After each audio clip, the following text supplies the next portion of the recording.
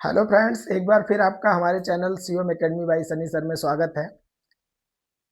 काफ़ी दिनों से आप लोग मैथ पढ़ रहे हैं और बीच बीच में कभी कभी आपको हमने हिंदी भी पढ़ाया। हिंदी व्याकरण आप अलंकार और रस पढ़ चुके हैं हमसे। कुछ बच्चों का कहना था कि सर आप कविताएं लिखते हैं तो क्यों ना हिंदी काव्य भी हमें पढ़ाइए, क्योंकि आज के टाइम में दरअसल हो क्या रहा है कि ये अंग्रेजी की भाग दौड़ में कहीं ना कहीं बच्चे हिंदी में बहुत पिछड़ते चले जा रहे हैं। और किसी भी देश की भाषा जब तक समृद्ध नहीं होती है तब तक वह राष्ट्र समृद्ध नहीं हो सकता है।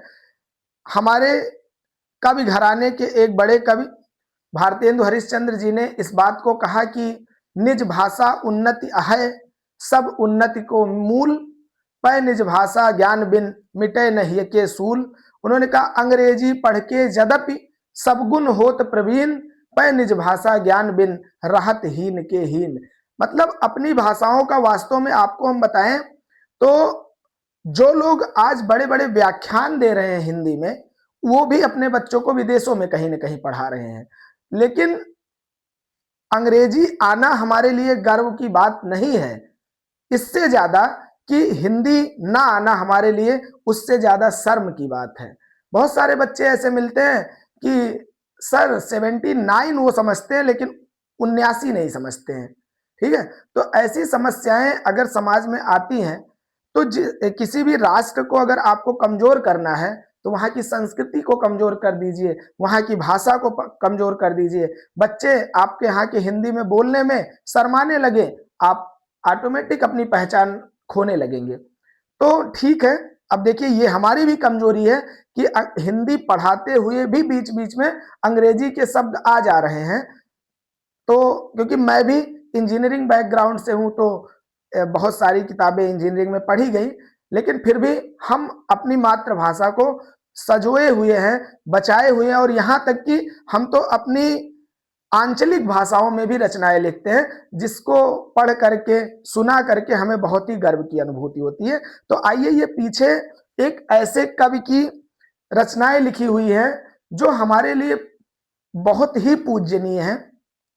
आप लोग अगर पढ़े होंगे तो ऊधव शब्द सुन के ही जान गए होंगे कि ये बात हमारे कवि कुल शिरोमणि सूरदास जी की बात हो रही है। अगर सूरदास जी के बारे में थोड़ा सा हम परिचय इनका दे तो खैर ये इनकी परिचय हम क्या देंगे, उनकी परिचय देना तो एक सूरज को दिए दिखाने जैसा है। लेकिन फिर भी क्योंकि हमारे सिलेबस में है, हमें लिख करके ही नंबर मिलना है, इसलिए कुछ ना कुछ बताना समझाना हमारा दायित्व तो हो जाता है। तो उन्हीं कर्तव्यों का निर्वहन करते हुए हम थोड़ा सा सूरदास जी के बारे में बताते हैं। सूरदास जी श्री कृष्ण भक्ति शाखा के कवि थे और ये ज्ञानाश्रयी और प्रेम मार्गी में ये जो दो शाखाएं थी, एक राम भक्ति शाखा एक कृष्ण भक्ति शाखा। तो कृष्ण भक्ति शाखा के कवि थे। राम भक्ति शाखा में हमारे तुलसीदास जी आते हैं। तो इन्हें भगवान कृष्ण से इतना लगाव था, इन्होंने इतना सचित्र वर्णन किया है कि लोग कभी कभी इस बात को लेकर के मतलब असमंजस में पड़ जाते हैं कि कोई जन्मांध व्यक्ति ऐसे कैसे लिख सकता है। एक बात को तो ये माना जा सकता है कि कोई व्यक्ति बाद में अंधा हो जाए, उसे दुनिया की मतलब उसकी जो ज्ञानेंद्रियां हैं एक बार सारी चीजों को अनुभव कर चुकी हैं, तो उस पर रचनाएं लिखना तो अलग बात है। लेकिन इतनी सुंदर रचनाएं लिख पाना हर किसी के बस की बात नहीं होती है। किसी कवि ने कहा भी है कि सूर सूर तुलसी शशि उटगन केशव दास, अब के कवि खद्योत्सम जहां तहां करत प्रकाश। इसका मतलब क्या हुआ कि हमारे सूरदास जी जो हैं इनकी रचनाएं सूर्य की तरह तेजवान हैं और तुलसीदास जी की रचनाएं चंद्रमा की तरह शीतल हैं। उडगन केशव दास, जबकि केशव दास जी की रचनाएं ताराओं की तरह टिमटिमाते हुए हैं। और उन्होंने कहा कि अब के कवि खद्योत्सम, आज के कवि जुगनुओं की तरह हैं, जहां तहां करत प्रकाश, कहीं कहीं थोड़ा सा अपना प्रकाश छोड़ देते हैं।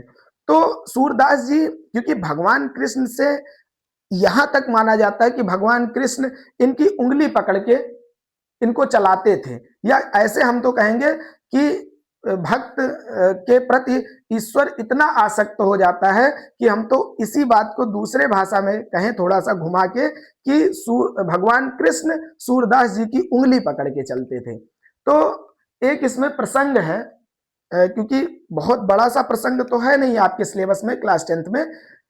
एक प्रसंग ये उठाया गया है, पहले इसके पहले की मैं भूमिका बता देता हूं। हमारी ये वीडियो जो भी लोग देख रहे हैं वो हिंदी मीडियम के हो या अंग्रेजी माध्यम के हो, दोनों माध्यमों में यह प्रसंग है। ये बात अलग है कि अलग अलग तरीके से वो बातें कही गई हैं। एक बार की बात है, भगवान श्री कृष्ण बैठे हुए थे और जैसे हर कोई, आप में से भी कोई अपने ननिहाल में रहा होगा, बुआ के यहाँ रहा होगा या कहीं भी, तो बचपन जहां बिताया रहता है वहां के बारे में कभी कभी उसको याद आती है। तो एक दिन भगवान कृष्ण भी बैठे हुए थे, अपने सखा उद्धव से ये कहते हैं कि यार उद्धव, जैसे हम लोग बात करते हैं, यार उद्धव तुम्हें सच बताएं कितना मजा रहता था कि हम लोग माँ यशोदा के गोद में खेलते थे, गोपियों के साथ दिन भर इधर उधर खेल मस्ती, माखन चुराना, खाना होता था, ग्वाल बालों के साथ गाय चराना, दिन भर बॉल गेंद खेलना, ये सारी चीजें कितना मतलब सुंदर था हमारा जीवन। और अब क्या है, राजा हो गए तो जिम्मेदारियों के कारण वो जीवन अब नहीं रह गया। और बताते बताते इतने भावुक हो गए कि भगवान श्री कृष्ण यह भी कहने लगे, कहे कि आज भी वहां पे बहुत सारी गोपियां ऐसी हैं जो हमारे इंतजार में अपनी नित्य क्रिया के बाद वहीं की वहीं खड़ी रोज मिलती हैं। वहां के मतलब कुल मिला के इतना लगाव था कि उसे शब्दों में बयां नहीं किया जा सकता। अब उद्धव जी ठहरे निर्गुण भक्ति शाखा के कवि, कवि नहीं मतलब निर्गुण भक्ति शाखा के भक्त थे।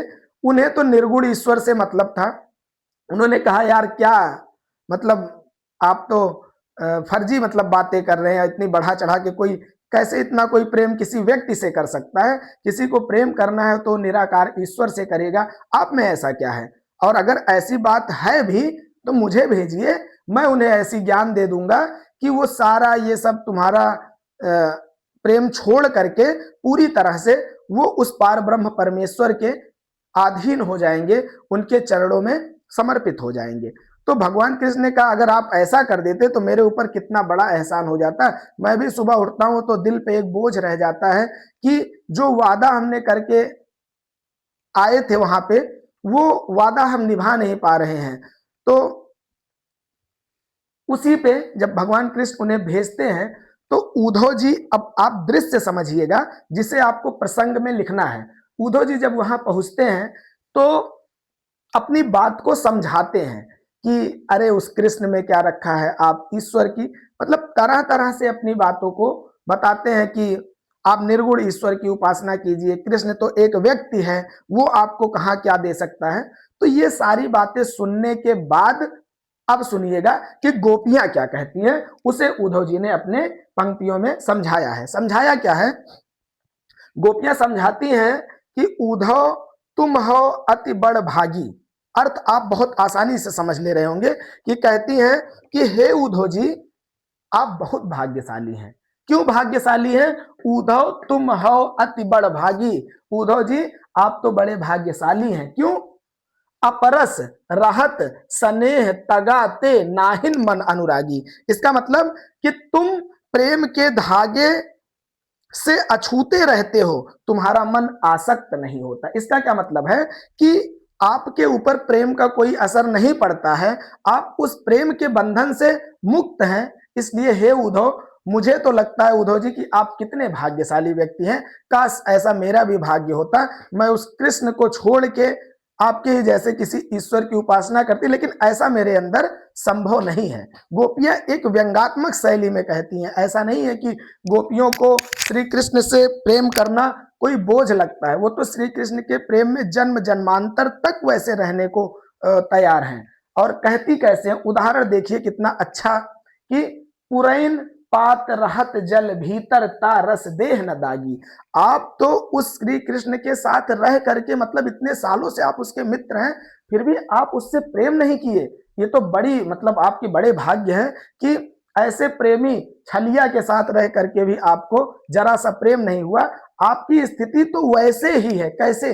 पुरैन पात रहत जल भीतर। जिस प्रकार से कमल का पत्ता सारी जिंदगी भर पानी के बीच में रहता है, ता रस देह न दागी, लेकिन फिर भी उसके पत्ते पर पानी की एक भी बूंद नहीं पड़ती है, उसी प्रकार से आप उस कृष्ण के उस सांवरे के साथ रह करके भी कभी उसके प्रेम के धागे में नहीं बंधे, ये तो आपका भाग्य है।